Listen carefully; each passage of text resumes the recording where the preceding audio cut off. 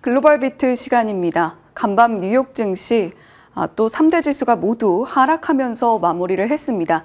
12월 첫 거래일을 연 뉴욕 증시인데요. 12월 말이나 돼야 산타랠리가 본격적으로 시작될 수 있을 것이다라는 전망 속에서 간밤에는 위험 자산의 전반적인 심리를 비트코인이 주도하는 모양새였습니다. 레버리지 롱 포지션이 대거 청산되는 흐름을 보이면서 비트코인 가격이 하방 압력을 계속해서 받고 있는데요. 위험 자산 전체적으로 매도 압력을 더하면서 비트코인 충격이 과연 어디까지 이어질지 좀 가늠할 필요가 있어 보입니다. 네, 사실 연말과 그리고 내년도까지 강세장이 지속될 거라는 전망들은 많이 나오고 있는데 12월의 첫날부터 시장이 좀 흔들리는 양상이죠. 구체적으로 시장 상황 살펴보도록 하겠습니다. 3대 지수 모두 하락으로 거래를 마쳤습니다. 특히 오늘은 다우지수의 낙폭이 비교적 깊었죠. 0.9%의 마이너스고요. S&P와 나스닥은 0.5% 안팎의 하락이었습니다. 3대 지수 모두 어제까지 5거래일 연속 랠리를 펼쳐가다가 6거래일 만에 하락으로 전환된 것이 특징입니다. 오늘 모든 주요 경제 외신들은 시장의 표면적인 이유를 비트코인 급락에서 찾고 있습니다. 비트코인 가격 장중에 계속해서 6에서 7%대의 낙폭을 기록했고요. 현재 구간에서도 8만 5천 달러 선을 반납하고 있습니다. 이더리움 가격 역시도 2,740달러대에서 굉장히 큰 낙폭을 그리면서 움직이고 있거든요. 어제 하루 동안에만 18만 명 이상이 5억 달러 이상의 비트코인 포지션을 청산한 것으로 나타났습니다. 그러니까 매물이 매물을 불러오면서 더 깊은 조정폭을 낳았다라는 설명인 거고요. 이런 암호화폐 가격의 급락은 위험 회피 심리를 고조시켜서 주식에 대한 투심 역시도 위축을 시키게 되죠. 보통 가상자산에 투자하는 투자자들은 주식에도 같이 투자를 하기 때문에 이렇게 비트코인 가격이 갑작스럽게 빠져버리게 되면 증거금을 확보하기 위해서 주식을 청산하게 된다라는 이야기인 겁니다. 이 같은 비트코인 약세의 원인이 무엇인가? 그 부분에 대해서는 BOJ의 금리 인상 가능성, 그에 따른 옌캐리 청산에 대한 우려감이 작용을 하고 있다. 이런 분석들도 전해지고 있습니다. 오늘이었죠. 우에다 가즈오 일본은행 총재가 한 행사에서 이런 발언을 내놨습니다. 이번 달에 금리 인상의 장단점을 검토한 뒤에 적절한 결정을 내리겠다. 그러니까 일본이 드디어 정책 전환의 가능성을 시사한 것이고요. BOJ는 사실 전 세계 각 자산군의 아주 대표적인 유동성 공급원입니다. 투자자들은 낮은 금리의 엔화를 차입해서 해외의 고수익 자산을 투자하게 되고 이것을 우리는 엔캐리 트레이드라고 부르게 되는데 만약에 일본이 금리를 인상하게 된다면 그 트레이드가 청산이 될 것이다라는 이야기인 거죠. 주식뿐만이 아니라 가상자산도 여기에서 자유롭지 못하다는 설명입니다. 국채 시장에서도 즉각적인 반응이 나옵니다. 일본의 2년물 금리가 먼저 2008년 이후 최고 수준까지 폭등을 했고요. 미국의 10년물 금리 역시도 7bp 이상의 급등세를 나타냈습니다. 현재 7.7bp 뛰어오른 4.09% 선을 가리키고 있는데 일본의 금리가 좀 장기적인 픽처를 그렸을 때 만약에 계속해서 상승을 하게 된다면 해외 투자자들 입장에서는 미국 국채 말고도 조금 더 높은 금리를 주는 다른 매력적인 대안처들이 생기게 되는 것이죠. 그렇기 때문에 오늘은 미국 국채에 대한 매도세가 나타나게 되면서 국채 금리는 상승 압력을 받았다고 설명해 볼 수 있겠습니다. 히트맵을 열어서 종목과 섹터들의 분위기를 파악해 보시죠. 일단 오늘 기술주들 간의 분위기가 엇갈린 가운데서 그래도 엔비디아가 상승해 줬다라는 점은 아주 반갑게 느껴집니다. 1.65%의 플러스권을 지켜냈습니다. 최근 엔비디아가 AI 분야에 대한 이 투자를 지속적으로 확대해가고 있습니다.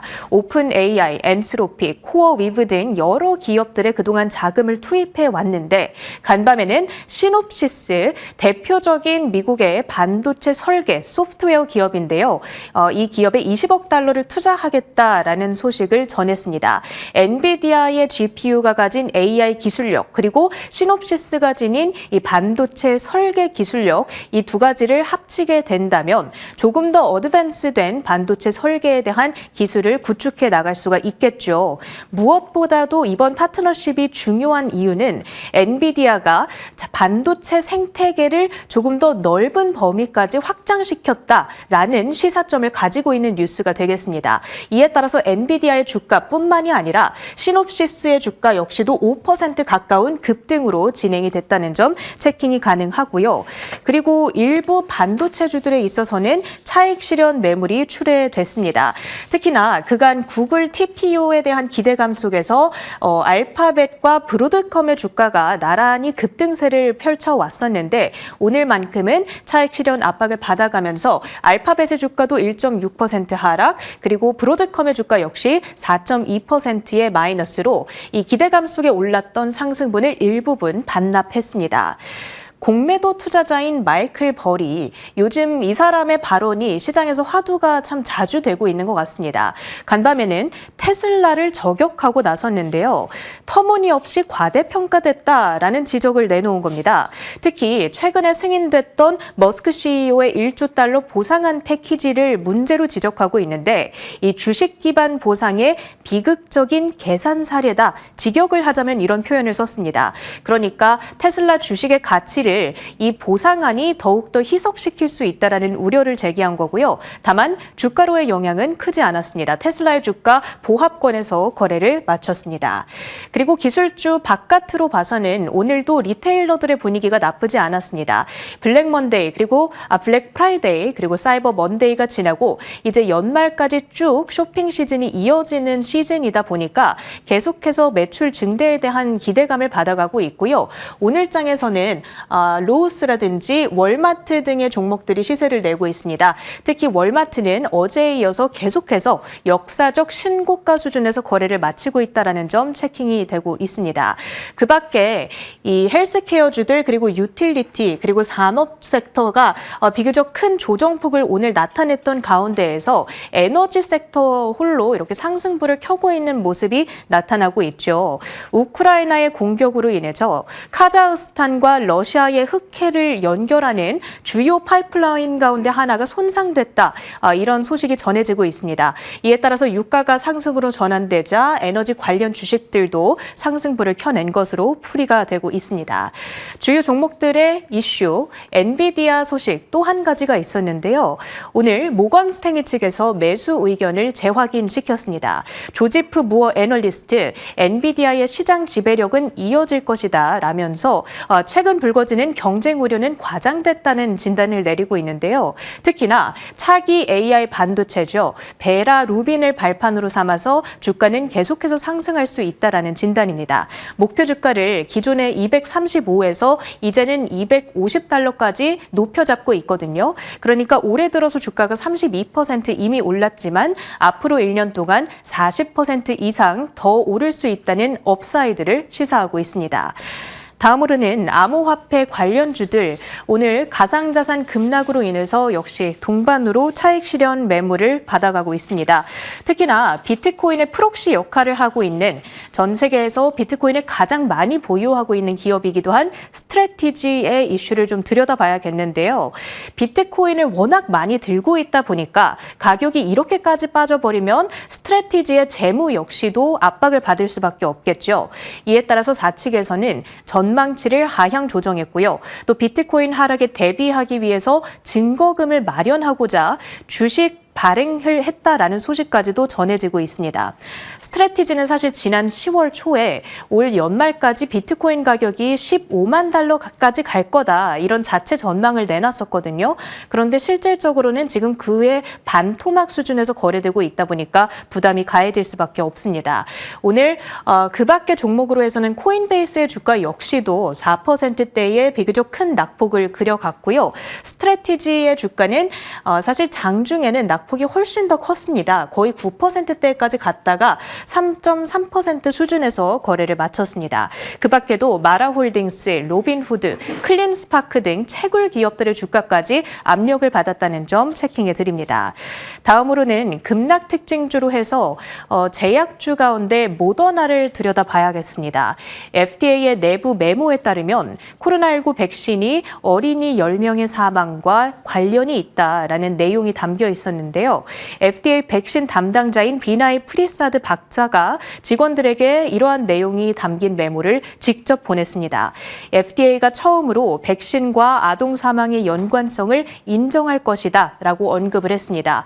모더나의 주가가 크게 압력을 받았습니다. 7% 급락하면서 오늘 24달러 선까지 후퇴를 하고 있고요. 다음으로는 캐나다에서 시가총액이 두 번째로 큰 기업입니다. 쇼피파이 사이버 먼데이 당일에 결제 장애가 발생하는 해프닝이 일어났습니다. 사이버 먼데이는 1년 중 가장 많은 쇼핑이 몰리는 대목 가운데 하나인데 그런 날 하필이면 이렇게 접속자들이 접속을 해서 결제를 하지 못하는 상황이 생겨나게 되면서 주가는 5.9% 타격을 받아갔습니다. 150달러 선을 반납하면서 거래를 마쳤고요. 마지막으로 추수감사절 연휴 기간 동안에 주토피아2 박스오피스에서 강력한 흥행 성적을 기록했다라는 소식 속에서 월트 디즈니의 주가가 간만에 상승세를 연출했다는 점도 오늘의 특징이었습니다. 주요 외신 헤드라인들로 이어갑니다. 네, 간밤의 뉴욕 증시 주요한 흐름은 비트코인이 주도했다라고 해도 과언이 아닐 겁니다. 사실 이 이슈 어제 우리 시장 장중에도 전개가 되면서 강하게 출발했던 증시가 흔들거리는 모습을 유발하는 데 아주 큰 영향을 미쳤는데요. 비트코인의 흐름 함께 살펴보시죠. 11월에도 굉장한 낙폭을 보였던 비트코인이었습니다. 가상자산 시장 전반에 상당한 압력이 가해졌던 11월이었는데 계속해서 지지라인을 뚫고 내려가는 흐름이죠. 비트코인 12월 첫 거래일 들어서 이렇게 급락세를 시연을 했습니다. 레버리지 롱 포지션 10억 달러 이상, 우리 돈으로 1조 5천억 원 이상의 롱 포지션이 청산되는 모습을 나타냈는데요. 특히 롱 포지션은 비트코인이 오를 것이다라는 쪽에 베팅하는 확률인데 레버리지의 경우에는 그의 2배, 3배에 베팅하고 있는 그러한 포지션이라고 보면 될 것이기 때문에 이 강제 청산 이슈가 계속해서 비트코인의 질주를 막고 있습니다. 지금 계속해서 끌어내리는 주요한 요인이 되고 있는 건데요. 팔코넥스의 션 맥널티 비트코인 상장지수 펀드로의 자금 유입이 현재 거의 안 나타나고 있다라고 이야기를 하고 있고요. 저가 매수세도 미미하면서 비트코인이 가격이 내려가면 그동안 꾸준히 매집하던 고래라던가 리테일 투자자들이 있었는데 그러한 흐름들도 현재 목격이 되지 않고 있다라는 이야기입니다. 다음 지지라인으로는 8만 달러 이야기를 하고 있는데요. 사실 8만 달러도 굉장히 근접해 있기 때문에 이 지지라인이 뚫리게 된다면 앞으로 어느 지지라인을 하방으로 잡아야 될까 이야기가 다양하게 나오고 있습니다. 제가 간밤 확인했던 뉴스 가운데에선 3만 달러까지도 이야기가 나왔는데 너무나 낮은 가격이라서 따로 자료에 넣지는 않았고요. 비트코인 다음 지지라인 6만 라인이다, 8만 라인이다 다양한 의견들이 오가고 있는데 과연 어떤 흐름을 나타내게 될지 계속해서 좀 이슈를 체크해 보실 필요가 있겠습니다. 스트래티지와 BOJ 이슈가 비트코인의 전반적인 가격에 크게 영향을 미쳤다라는 분석도 나오고 있습니다. 앞서서 체린 앵커가 이야기를 좀 해주었습니다만 BOJ의 총재 우에다 가즈호가 금리 인상 여부를 적절히 판단하겠다라고 이야기를 했습니다. 적절한 인상은 경제 성장으로 이어질 것이다라는 이야기도 함께 전하고 있는데요. 사실 여자 아베다 이런 별명을 가지고 있는 다카이치 총재가 계속해서 금리 인상을 시도하고 있는 BOJ에 압력을 가하고 있는 것도 사실입니다. 하지만 가즈호 총재가 이런 이야기를 내놨다는 것은 12월 BOJ는 금리 인상을 소폭이라도 전개할 가능성을 내포하고 있는 것이 아니냐라고 시장이 받아들이고 있는 거고요. 그에 따라서 비트코인 가격의 하방 압력으로도 이어지고 있는 것으로 풀이가 됩니다. 와타나베 부인이라는 이야기를 우리는 많이 하죠. 일본의 이 채권 시장의 흐름 때문에 일본의 금리 정책은 글로벌 경제에도 상당히 큰 영향을 미치고 펼치고 있습니다. 과연 BOJ가 어떤 결정을 내릴지 이번 주에 한번 확인을 해보시면 되겠고요. 스트레이티지의 마이클 세일러, 우리가 그린닷을 추가하기 시작하면 어떨까라는 이야기를 주말 사이에 X에 글을 올렸습니다. 보통 이렇게 비트코인 관련해서 매집을 하는 기업들의 경우에는 주황색 점을 통해서 어느 시점에 어느 가격대에 비트코인을 매수할 것이다라는 것을 알려주는데요. 그린닷이라는 것은 스트래티지가 지금까지 꾸준히 매집을 해오던 비트코인에 대해서 이제는 매도를 할 수도 있다라는 투자자들로 하여금 굉장한 위기감을 끌어올렸다라는 점에서 스트래티지와 BOJ 이슈가 지금 현재 가상자산 시장에 큰 영향을 주고 있다라는 분석이 나오고 있습니다. 더불어서 미국 달러화로 지금 발행이 되고 있는 테더와 같은 이 스테이블 코인의 경우에는 지급을 할 수 있는 능력이 없을 수도 있을 것이다 라는 우려감이 불거진 것도 가상자산 시장의 전반적인 조정에 큰 몫을 하고 있다는 점도 참고해 보셔야 되겠습니다. 자, 하지만 그럼에도 불구하고 강세론자들은 여전히 있죠.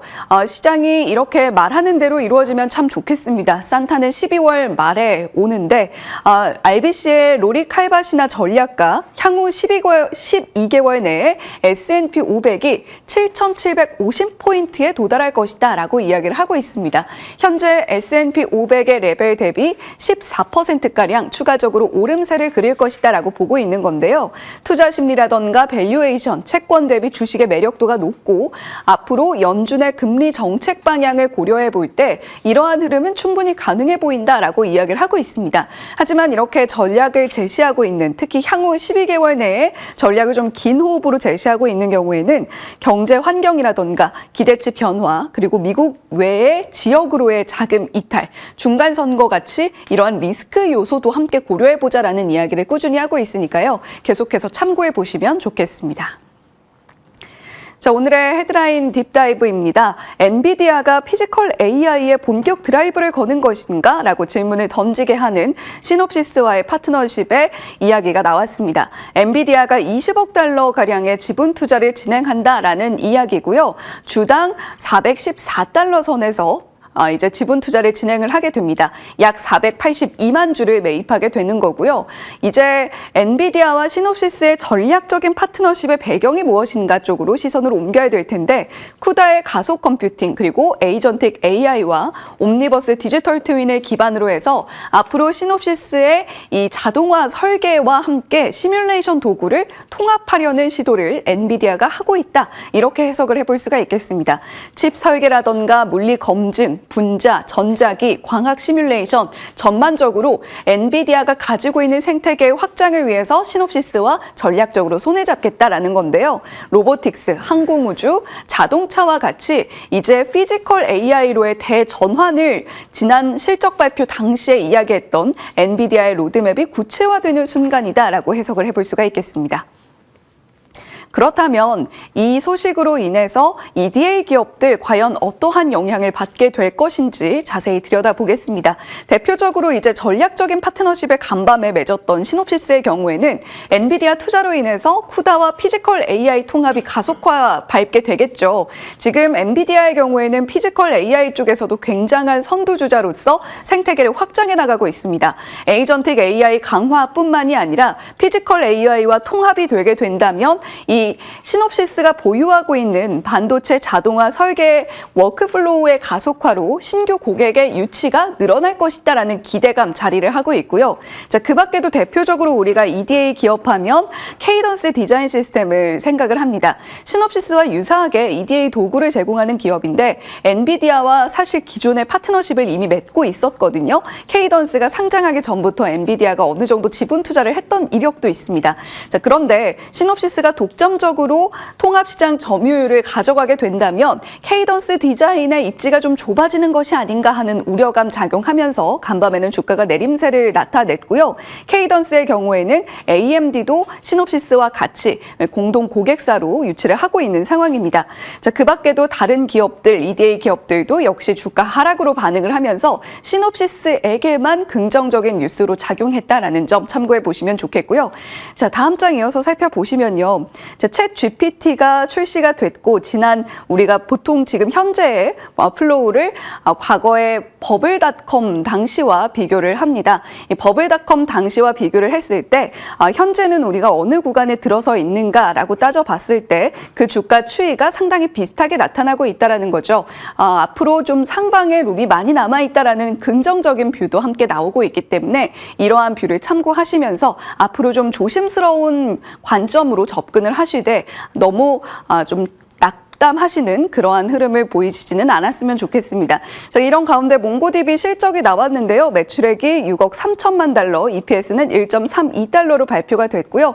예상을 상회한 실적 발표, 호실적이 발표가 되면서 시간외에서 14% 급등세 시현하고 있다는 점도 참고해 보시면 좋겠습니다. 글로벌 비트 전해드렸습니다.